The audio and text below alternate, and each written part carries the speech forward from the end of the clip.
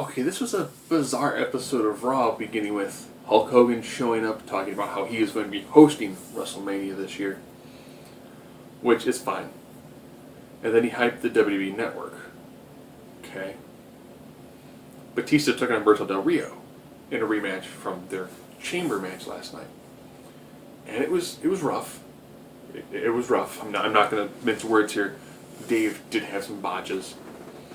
Orton came down, distracted Dave, and then got rolled up. So, if you're counting dirty victories, there's one right off the bat. And then he cut a bad promo against Orton. And I do mean a bad promo. He tried to address the crowd booing him, and he's like, that's okay, because that's real. Dave, no. No, Dave, no.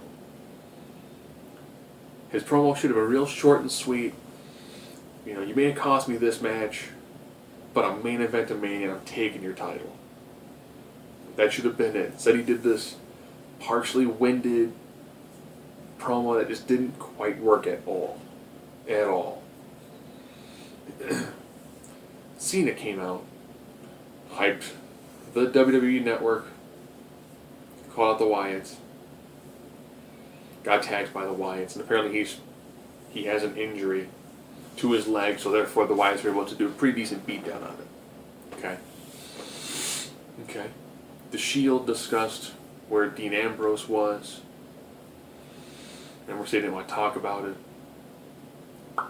which then led to the main event match when the Wyatts showed up.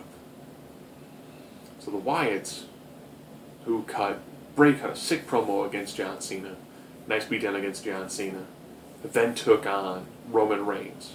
So the two guys who have just been on an absolute tear, an absolute fire for the past couple months, had a pretty decent match, which then had a run-in by the rest of the members of the Wyatts and the Shield. So Bray Wyatt won by DQ. Okay. Then the six got into Evolve, then Giant Melee. Alright, not bad. There's your last match of the night. Kane took on Daniel Bryan. Daniel Bryan got a nice, clean victory. They're now definitely pushing Daniel Bryan to take on Triple H. He got a really solid promo about that. Christian took on Sheamus in I'll just call it a workhorse match. These two guys had a long, solid match, with Sheamus getting the victory off the Brogue Kick. Was done well. Great match. They worked well. The Usos took on the New Age Outlaws in a rematch from the Elimination Chamber. And during the intro for the New Age Outlaws, the Usos attacked them, got the pinfall. But it wasn't for the belts. So they're going to continue their feud. Biggie Langston took on a member of the Real Americans, this time Cesaro. This match was great. Biggie Langston knows how to work a great match. Cesaro is the ultimate workhorse currently in the E. Beautiful match. And then Swagger got involved.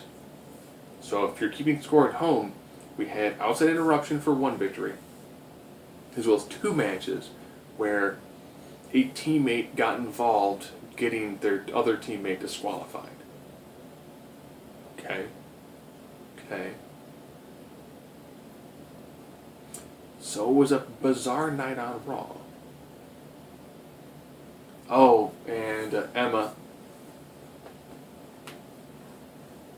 took on Summer Rae.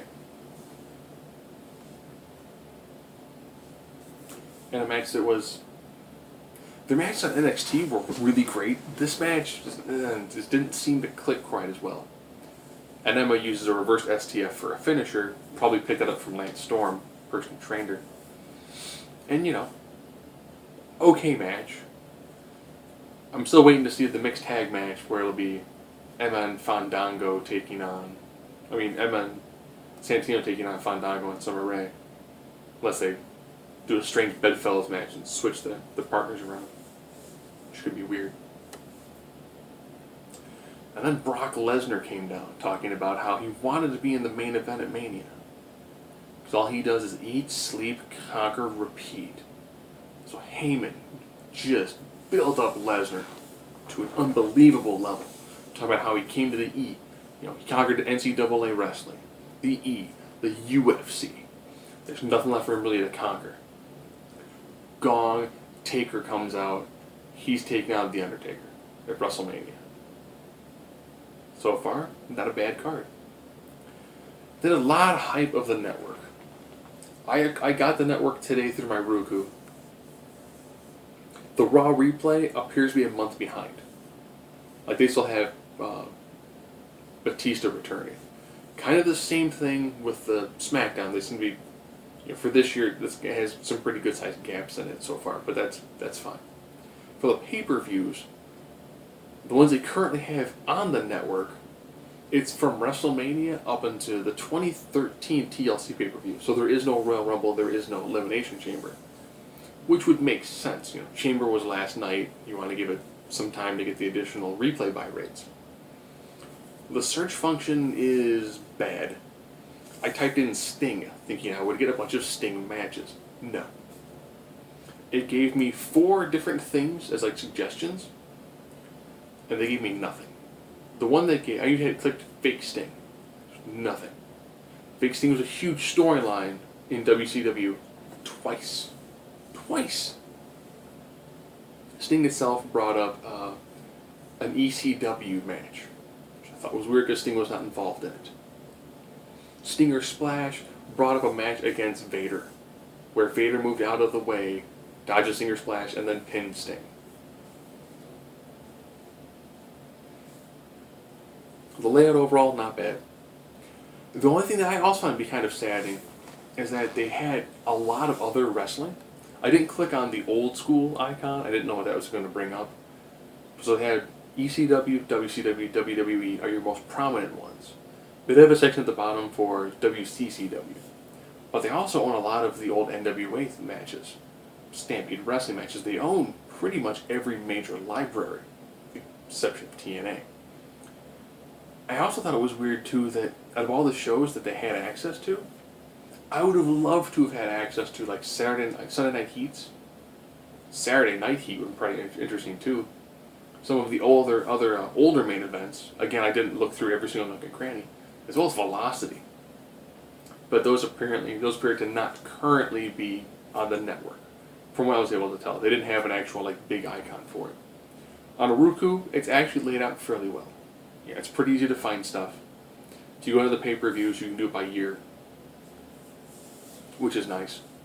So for $10 a month, it's actually a pretty decent deal.